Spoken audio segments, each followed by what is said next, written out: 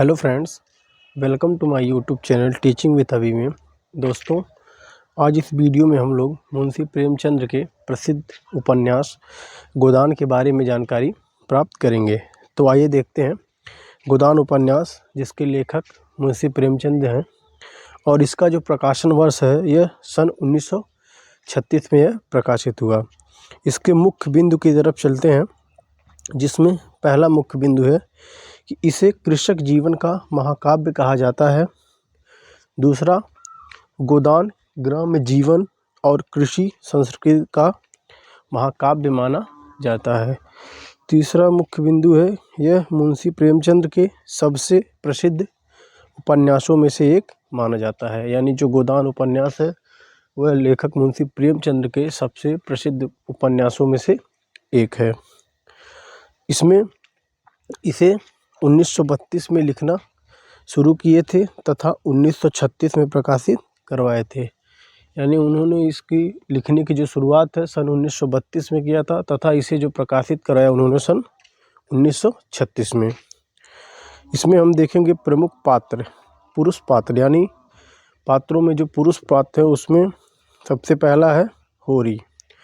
यानी जो होरी है वो गोदान उपन्यास का नायक है और संघर्षशील चरित्र, यानी उसका जो चरित्र है उसमें एक संघर्षशील व्यक्ति की गरिमा के बारे में दिखाया गया है। यानी और तीसरा है गोदान का धुरी चरित्र, यानी वह जो गोदान उपन्यास है उसका मुख्य पात्र है और वह बेलारी गांव का निवासी भी है। अगला है पुरुष पात्र में गोबर, जो कि होरी का पुत्र है और झुनिया का प्रेमी, और यह युवा वर्ग का प्रतिनिधित्व करता है।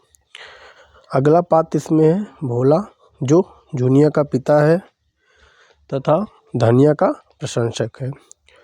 और अगला पात्र है हीरा और शोभा। हीरा और शोभा ये जो है वो जो हीरा है यानी जो होरी है उसका छोटा भाई। अगला पात्र है गंडा सिंह, जो कि थानेदार है। अब स्त्री पात्र की बात करते हैं तो इसमें है धनिया, जो कि गोदान की नायिका है। यानी गोदान की नायक की बात करेंगे तो होरी और गोदान की नायिका की बात करेंगे तो धनिया, जो कि होरी की पत्नी भी है, गोबर की माँ है और झुनिया की सास। यह स्वाभिमानी भी है और विद्रोहिणी भी है। अगला है झुनिया। तो झुनिया जो है वो भोला की विधवा पुत्री है और गोबर की प्रेमिका, जो बाद में उसकी पत्नी बनी। यानी जो गोबर था वो पहले वो उससे प्रेम करता था, बाद में उन दोनों की शादी हो जाती है। अगला है सोना और रूपा, होरी की बिटिया और गोबर की बहनें। यानी जो सोना और रूपा हैं ये जो होरी है उसकी पुत्री हैं तथा जो गोबर है उसकी बहनें लगती हैं। अब हम लोग मुंशी प्रेमचंद के कुछ प्रमुख उपन्यास को भी देख लेते हैं जिसकी उन्होंने रचना की है।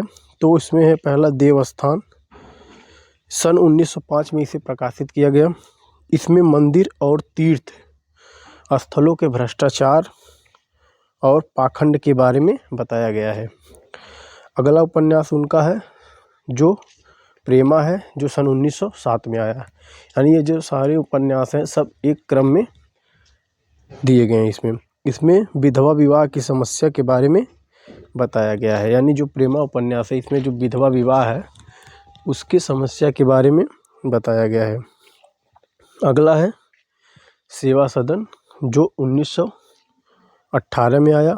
यह वेश्या जीवन पर आधारित है। सेवा सदन जो है ये काफ़ी महत्वपूर्ण है क्योंकि ये परीक्षाओं में बहुत बार पूछा गया है और ये भी पूछा जाता है कि इसका जो उपन्यास है इसका मुख्य लक्ष्य क्या था। तो ये जो है वेश्या जीवन पर आधारित कहानी है, उसके तौर पे इसे बनाया गया था।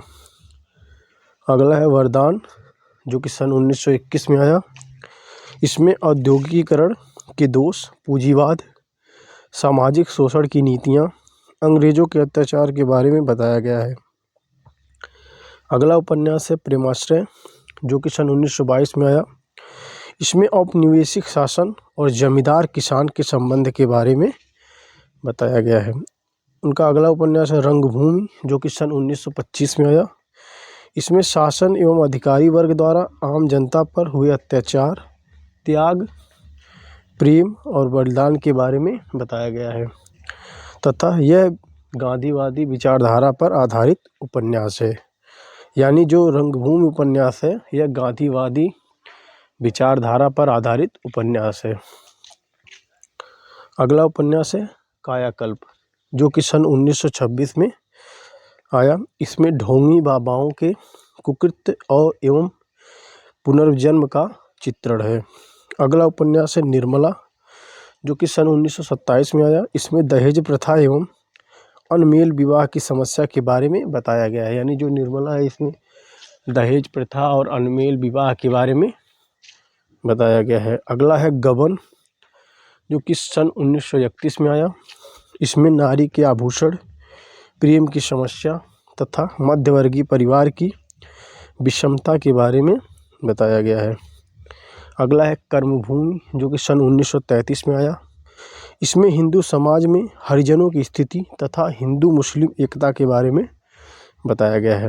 अगला उपन्यास इनका है गोदान, जो कि सन 1936 में आया। इसमें किसान मजदूरों का शोषण एवं ऋण की समस्या के बारे में बताया गया है और गोदान उपन्यास को ही कृषक जीवन का महाकाव्य भी कहा जाता है। यह उनके प्रसिद्ध उपन्यासों में से एक है। और अगला है मंगल सूत्र, जो कि सन 1948 में आया।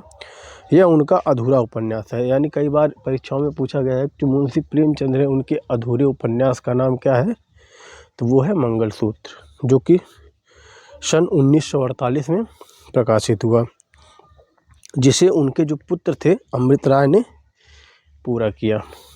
तो आई होप आपको वीडियो अच्छी लगी होगी। यदि वीडियो अच्छी लगी हो तो वीडियो को लाइक करें, चैनल को सब्सक्राइब करना ना भूलें। मिलते हैं नेक्स्ट वीडियो में।